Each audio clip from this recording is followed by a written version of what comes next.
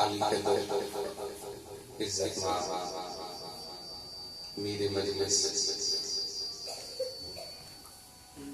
تصویر مرشد نائب شیخ حضرت قبلہ صوفی احمد سعید صاحب،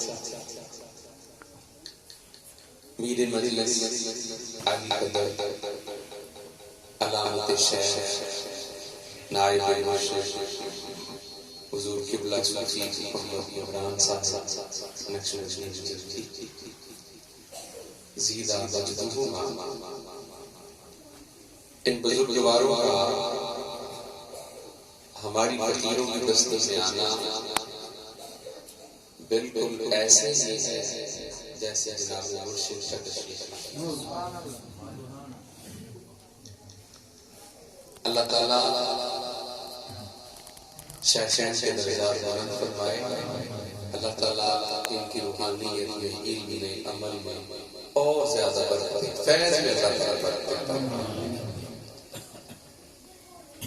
جب میں احساس اللہ کی خدمت میں حاضر ہوا تھا آج سے 20-22 سال پہلے، اس وقت جو سب سے کم عمر حضور کے خلیفہ توجہ کرنے میں بیٹھتے تھے، سب سے چھوٹی عمر، ان چھوٹی عمر والوں میں صوفی عمران صاحب اور ایک نوجوان سا لڑکا احساس اللہ کے خانقاہ کی خدمت کیا کرتا تھا، پینٹ شرٹ بھی پہنتا تھا، ابھی داڑھی اسٹوڈنٹ تھا، اور 11ویں پہ جو لوگ آتے تھے ان کے جوتے اٹھاتا، سیدھے کرتا، بڑے خلوص کے ساتھ خدمت کرتا رہتا احساس اللہ کی، اور اپنے بچپنے سے اب حضور قبلہ کا منظور نظر صوفی احمد سعید صاحب، جو جتنا جھک جاتا ہے اللہ اسے اتنا ہی زیادہ بلند فرماتا ہے۔ 11ویں کے انتظام آتا تو ماشاءاللہ کافی سارے دوست ہیں وہاں خدام ہیں، خدمت سعادت سمجھتے ہیں، لیکن چند لوگ تھے 11ویں کی صبح کھیچل دوڑ کر کے انتظامات کرنا، لنگر کا لانا، پکانا، بنانا، پھر کھلانا، سب دوستوں نے چلے جانا، آخر تک جو سارے کام کاج سمیٹ کے پچھلے والے آسان وہ یہ 2 بزرگ، ان کے ساتھ اور بھی تھے لیکن 2 بزرگ۔ خانقاہ پہ جو محفل کا سلسلہ شروع ہوا ہے اور ہو رہی ہے، اس کے پیچھے بھی بڑی ساری ترغیب کی وہ صوفی عمران صاحب، عمران صاحب نے باقاعدہ حساس سے گزارش کرنا ہے، آستانوں کے محافل ہوتی ہیں، ہماری ماہانہ محفل ہے، سالانہ نہیں ہوتی، سالانہ محفل ہو گئی، پھر ہمارا اجتماع ہونا چاہیے، سارے دوستوں کو کم از کم سال میں 2 دفعہ جمع ہونے چاہیے سارے، تو یہ ماشاءاللہ انہوں نے بڑی خدمت کی خانقاہ، بڑی اور اصول یہی ہے میرے عزیزوں، ہر کی خدمت کر تو مخدوم سمجھ۔ مخدوم بننے کے لیے پہلے خادم بننا ضروری ہے۔ اگر آج کسی کے جوتے اٹھاؤ گے تو کل کا تمہارے بھی اٹھانے پڑے گا۔ یہ کیا کہتے ہیں دوستوں کے جوتے اٹھا کے سیدھے کرتے پہلے ذکر پہ آیا ہوتا بڑا، پہلے ذکر والا ہو سکتا ہے وہ پہلی دفعہ ہی آیا ہے، اسے خانقاہ کے ادب آداب کا پتہ ہی نہ ہو، تو اساس اللہ کا ایک خلیفہ ان کو جوتے اٹھا کے سیدھے کرے، اساس کا خلیفہ نائب آقا جوتے اٹھا کے سیدھے کرے، تو جو بھائی خدمت کرتے ہیں وہی مخدوم ہوتے ہیں۔ خدمت کو لو جی چراوے تے شوق کتب بنتا، ایسا نہیں ہوتا، ایسا نہیں ہوتا، ہر آستانے پہ، ہر خانقاہ پہ ایسا ہی ہوتا ہے۔ پیروں کے ہزاروں مرید ہوتے ہیں، ہزاروں خلفاء ہوتے ہیں، لیکن ہر مرید کی آگے عزت اس طرح نہیں ہوتی جس طرح پیروں کی ہوتی ہے۔ آگے اسی کا نظام چلتا ہے جو پہلے یہاں آتا تھا، بارہ بن کے خادم بن کے رہتا تھا، کبھی جھاڑو دیتا تھا، کبھی جوتے اٹھاتا تھا، کبھی برتن دھوتا تھا، کبھی کوئی کام کرتا تھا، اسی کا نام چمکتا ہے جو خدمت میں لگتا ہے۔ مخدوم ویسے نہیں بنا جاتا خدمت کے بغیر، اگر کوئی کہے کہ میں خدمت بھی نہ کروں مخدوم ہو جاؤں تو ایسا ہو ہی نہیں سکتا، ہرگز ایسا نہیں ہو سکتا۔ یہ کام کے لیے آپ محنت نہیں کرتے، وہ آپ کو مل کس طرح جائے گا؟ اللہ ماشاءاللہ کوئی فضل بندہ ہو جس پہ اللہ فضل کرے، فضل والی کیفیت اللہ کے ساتھ معاملہ کرے تو وہ ہو سکتا ہے، وگرنہ وگرنہ نہیں. تو ہماری طریقہ ہمارا سلسلہ اس میں جو خصوصیت والی بات ہے وہ یہ ہے کہ یہاں پر ادب بہت ہے، احترام بہت ہے. ادب اتنا زیادہ کہ شیخ کی تہذیب سبحان اللہ، لیکن شیخ کے خلفاء کی تہذیب اور پھر آپس میں پیر بھائیوں کی تہذیب. یہاں پہ یہ فرق نہیں ہوتا میں بڑا تو چھوٹا ہی میرے ساتھ مصافحہ کرے گا، بڑے چھوٹوں کے ہاتھ چھوٹ رہے ہیں، چھوٹے بڑوں کے ہاتھ چھوٹ رہے ہیں. اور پھر ادب کا لحاظ. ابھی کل میں ایک بزرگوں کے پاس بیٹھا ہوا اور چونکہ الحمدللہ مرشد نے وہ تعلیم کر رکھی ہے اور آپ نے ادب آداب سکھا رکھا ہے، تربیت کی بھی ہے.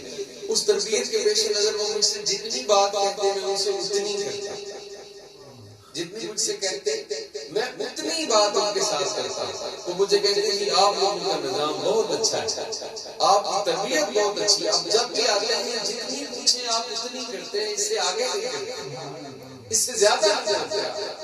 آپ کے حضرت صاحب نے آپ کو صحیح سنوارا ہوا، صحیح سنوارا ہوا ہے کہ اتنی بات جتنی مشکل پوچھ لیں، اس سے زیادہ آگے نہ کرتے تاکہ زیادہ بولنے والے وہ بے ادبی کے مرتکب ہو جائے.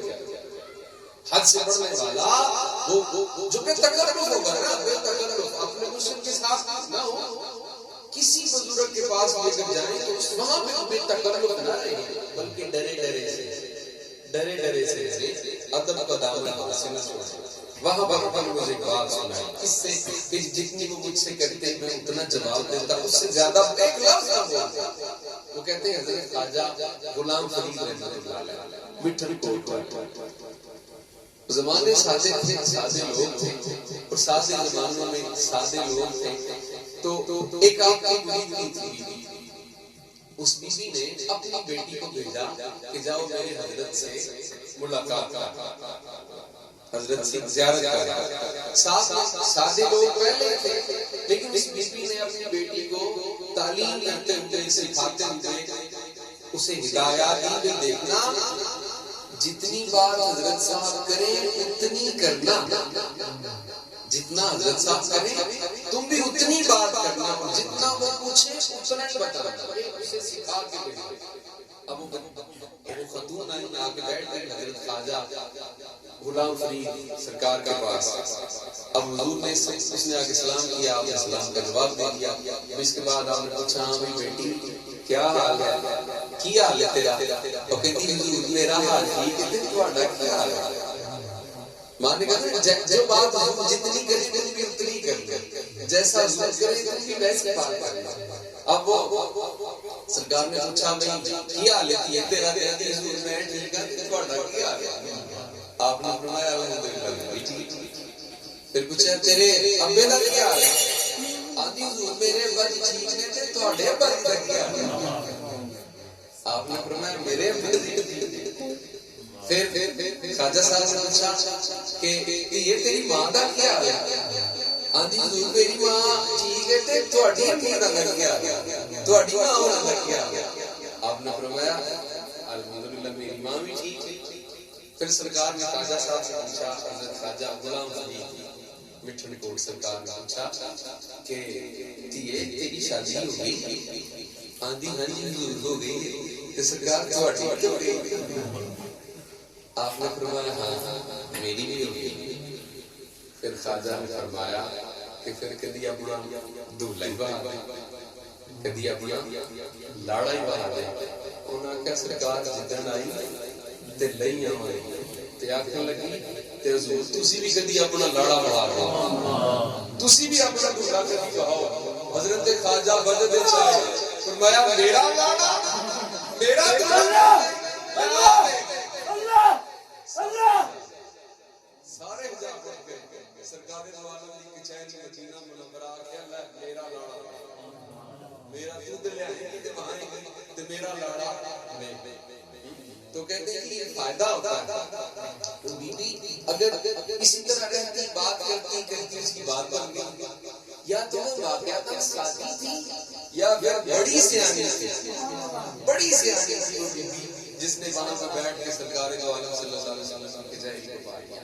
تو ادب آداب بزرگ جب مجھے پتہ چلا تھا میں جس گاؤں میں جس علاقے میں فلاں جگہ پر جا رہا ہوں اور یہاں پر میرے 3 بھائی بھی رہتے تھے، ایک بزرگ تھے، وہ جب اس علاقے میں آتے تو اپنی گھوڑی سے اس ہاتھ میں آ کے اتر جاتے، گھوڑی پہ نہیں بیٹھتے۔ ان کے مریدوں نے پوچھا حضور آپ گھوڑی پہ اس سڑک پہ اس رستے سے سفر کیوں نہیں کرتے؟